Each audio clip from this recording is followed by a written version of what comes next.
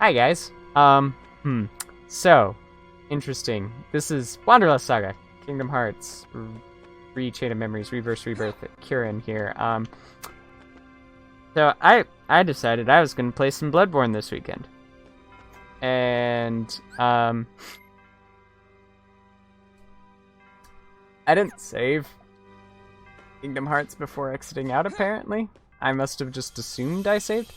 So we're gonna skip cutscenes because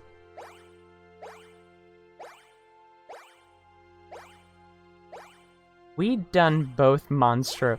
I hadn't saved in a while, so we're gonna this first little bit is gonna be me like popping back up. I'm probably gonna like speed it up, but I thought you guys should see me being an idiot and have been an idiot.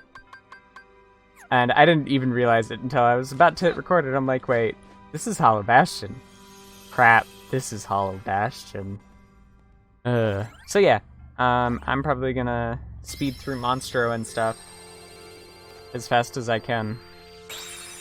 Sorry. So my level and stuff may change, but that's what it is what it is. Whoops. So yeah. Yeah, beginnings.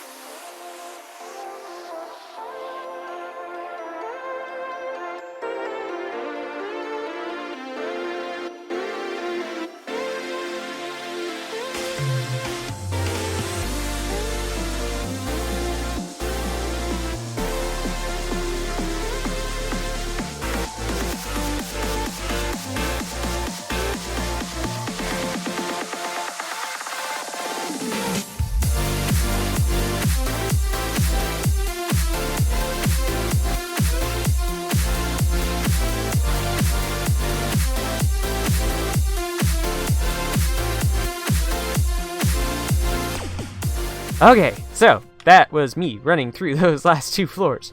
Breakneck speed. So I am nowhere near the level I was, but I am still going to try and get through this in relatively quick speed because I just spent an extra half an hour on doing 2 floors that I had already done. So, let us go, since we've done... So, Neverland or Traverse Town? Trying to think of which one's an easier boss fight.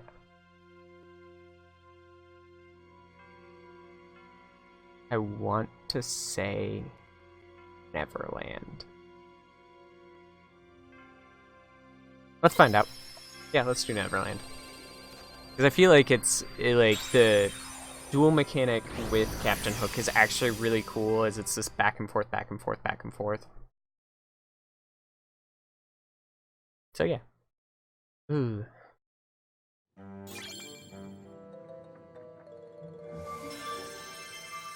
I actually didn't, like, I surprisingly, like, I think I lost to Jafar once, but I expected to have more problems with Jafar, considering the fact that his boss fight, you can't rely on the strategy of just using dual, because you don't do any damage to the lamp that way.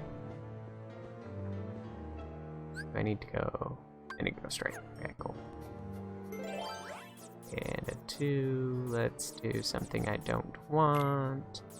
I don't actually want that route. Okay. That's fine. I'm gonna have to, hopefully, that's why, like, I dislike, I've learned that I dislike planning for grind time because it generally just doesn't happen. I think that would give you treasure in Sora's, but it gives you absolutely diddly here. Come on, Riku.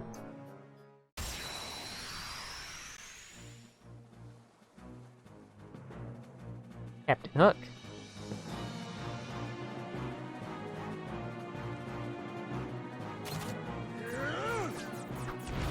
Okay, I need to find the right cards.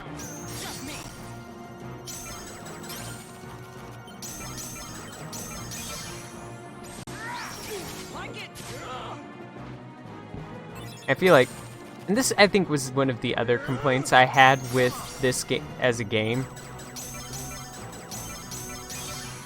was that the mid-level bosses, like between level bosses,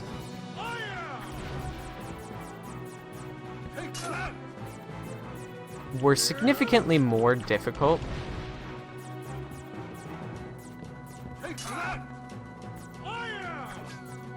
Okay, I have a 6. Do I have a 6? I can keep...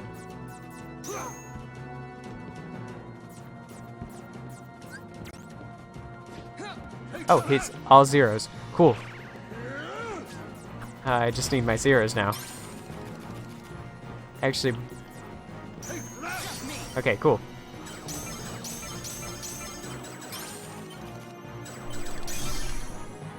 And that's gonna be a good one. Because, like, they have more health. They basically have more of everything.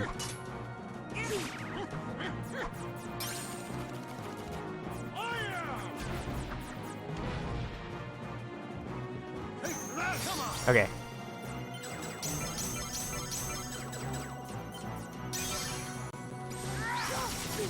And so, like, these guys feel like chumps comparison.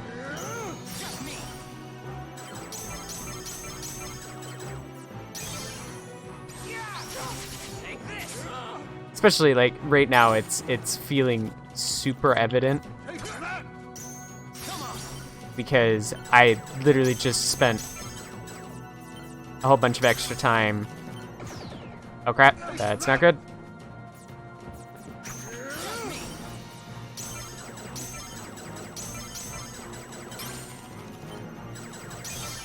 There we go. I just spent a whole bunch of time doing Vexen again, and realizing, like, difference in health is so heavy. Compared to this guy, like, I think it's a difference of, like, 2 or 3 extra health bars. Which is just weird that they choose to do that.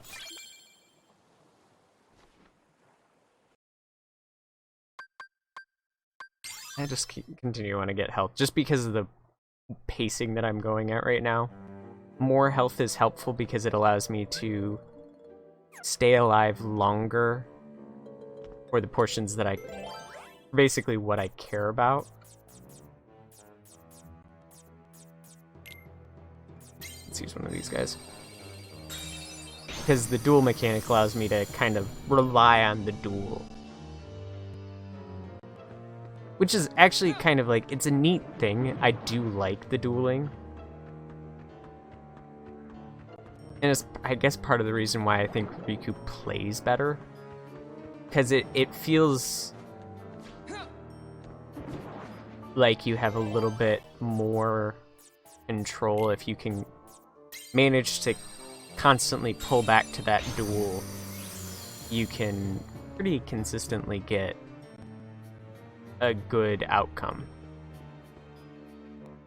Because you'll always have the cards ready for a duel. The only thing that I dislike is if you don't have a 9 in your deck, but you pull a 9 Mickey, the 9 from the Mickey will count as a 9 in your deck. Which is kind of weird, but whatevs. So that took a lot less time than I expected. And I couldn't remember if there was a mid-level here. I do want to get, like... So, right now we are at level 15. Let's try and get to, like, 17. Like, just get a couple levels in between this. I'm not going to be super hard on, like, getting... I gotta get to level, like, 20.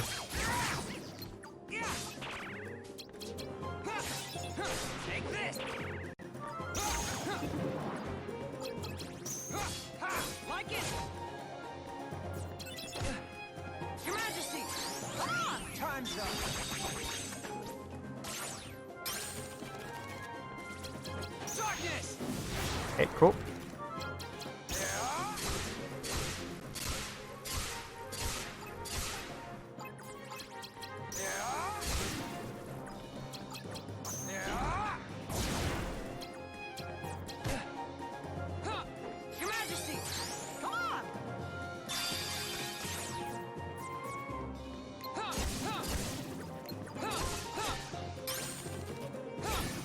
Cool. How much? 628. Let's see how much after this next battle.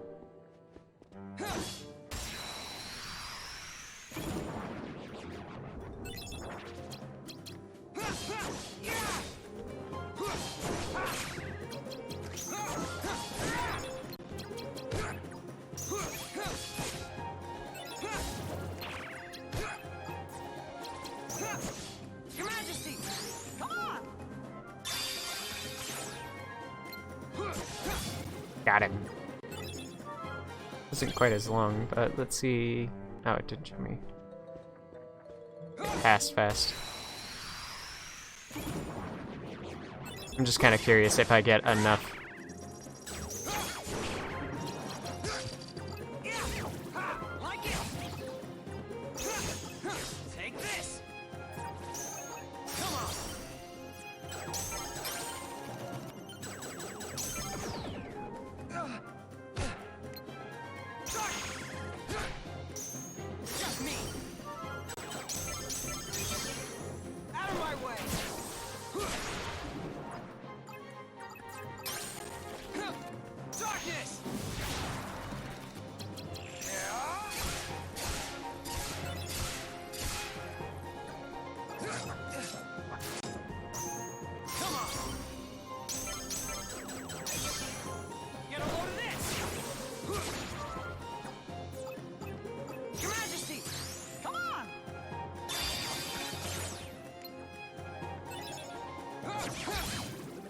Got him. 175. So I was about 700. Now I'm down to about 200. So it's about 250 per battle. I'm at least gonna get 16. We'll see how much I need to get to 17. Because, like, the only thing that felt low while I was playing in just this last little bit was my health. I feel like I'm doing good damage.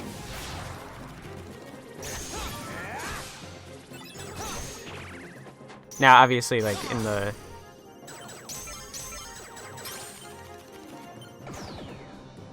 I hate that.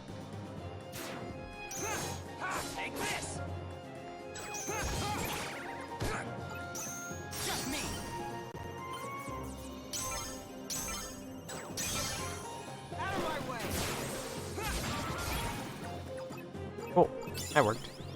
And level up. 1,000. I don't really feel like spending the time. I felt like we did pretty good. So let's at least get into the next world and see if what other, like, cutscene we get. Because, like, we didn't have a cutscene so far, so I'm kind of at least wanting to roll into the next cutscene. This episode may just end up, like, I think we'll see this cutscene. I don't want to do a whole nother world. What's happening to Sora? Naminé's powers are being used to shuffle his memories as we speak. Marluxia may well succeed in getting his puppet. Sora would be a valuable asset to the organization. But Marluxia and Larxine's actions, they leave me quite uneasy. And then there is Axel. Who knows what that one is thinking? Vexen should take care of this. His replica is soon to be completed. But Vexen despises Marluxia. Think of the mess it would make. So we must tell him. Isn't it better that Vexen clean up the mess than leave it to us? That little strife that we're having. Yeah, I think what we'll do... We got through a world today. And I feel pretty happy about the level I'm at.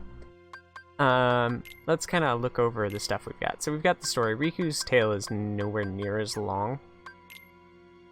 And the card collection, like, we've already got 61%.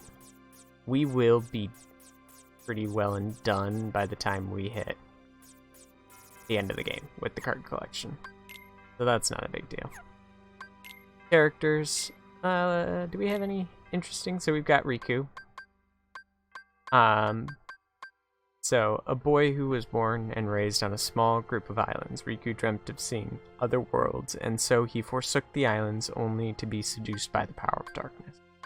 Enslaved by Ansem, pursuer of darkness, Riku clashed with his childhood friend Sora, but in the end he was able to regain himself and together with Sora close the door to darkness. Still, the dark wounds in Riku's heart have yet to mend. And the king. First seen in Steamboat Willie in 1928, and obviously he's been seen in many things since then. The king who reigns over Disney Castle. He set off alone to protect his world and all worlds from the domination of the dark. When Riku fell into the realm of darkness, the king showed him the way, but the two were separated when the door to darkness was closed. Sora, Riku's boyhood friend, and the hero of light chosen by the Keyblade to stand against the darkness. While Riku was bridled by darkness, he fought Sora, but their friendship proved stronger, and ultimately they worked together to close the door to darkness. Kairi, Riku and Sora's friend growing up. Kairi vanished when their home islands were devoured by darkness. Riku and Sora both journeyed to find her. Kairi was held captive by the Heartless, but thanks to Sora, she and the islands were saved. She waits there for Sora and Riku's return.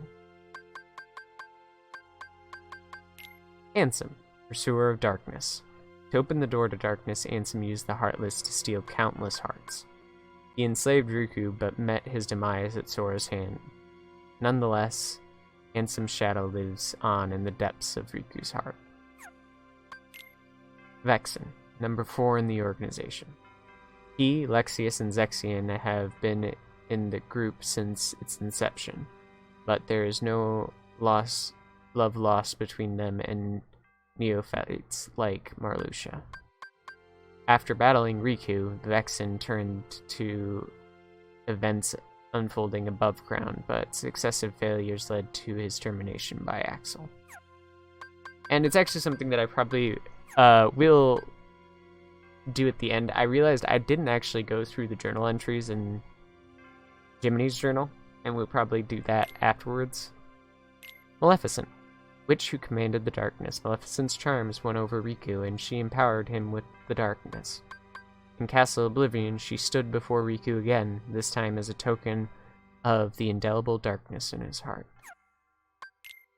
Vargini, a sorcerer and also Agrabah's royal vizier transformed by magic. Jafar appeared before Riku as a token of the indelible darkness in his heart, which I feel like is probably what this other one's going to say. A pirate captain, Hook appeared before,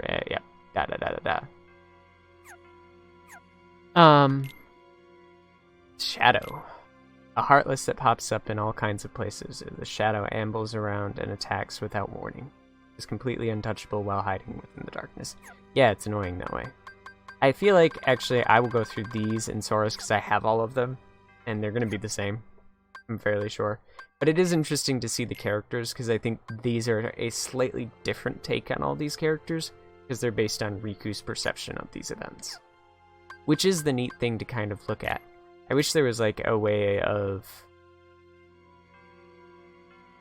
Actually, does this? Ooh, I'm in. Actually, yeah. Let's go through this, because this looks like this is Riku's tale prior to Castle Oblivion.